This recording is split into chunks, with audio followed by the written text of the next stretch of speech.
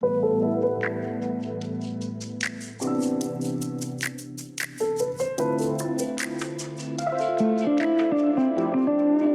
I'm Jen Bowman, your host of American Dream TV, Selling Bay Area. Today, we're going to talk about what you can do to change the value of your home. Obviously, we have set fixed items like school districts, proximity to transportation, parks, and shopping, but there are things we can change. How our home looks from the inside and the outside. We're going to meet with a stager and a landscaper to talk about what you can do to make your home look the very best to maximize your investment. We're here today with Jennifer Pizzolo, one of my favorite interior designers and stagers. Tell us a little bit about what a seller could do to maximize the value of their house. When you stage a home, the idea is to make the look of the home be as consistent as possible from room to room. So if you have the sofa that you absolutely love and it's a ruby red, and I tend to stage with neutrals, that ruby red probably isn't going to go the best with my neutral stuff. When you stage a home, you want it to be as neutral as possible so it appeals to the mass public. The way that we live is very different than the way that we want the home to look when we put it on the market. It's going to have to be simple. Less is more all the time when it comes to decluttering. An amazing thing that you do is you don't make a house feel empty, but you make it feel like there's still room for the new family to come in. Walk me through that process of what do you think about when you're looking at a house that's full of extremely personal choices. I always like to start the walkthrough at the entryway. We kind of make our way through the living areas and the kitchen. The first thing that always goes through my mind is, okay, whatever we do in this section, we kind of have to carry through the rest of the house. Most of the time we start with the flooring, we start with the walls, and definitely paint, because a freshly painted house can do wonders.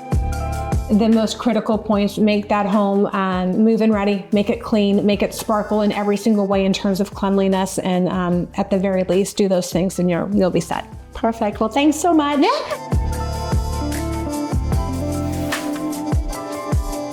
Hi, well, we're here today with Chris Coffey from Coffey Landscape, who's going to give us some tips and tricks on how to prep the outside of your house to match the inside of the house.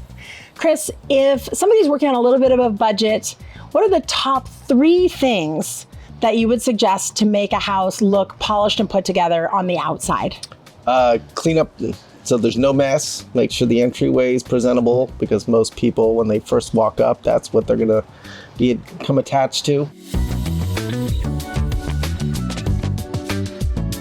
In making decisions or trying to pick what kind of plants or style that you want, where would somebody start? I know most of us tend to start with either like Pinterest or catalogs or what we saw on HGTV.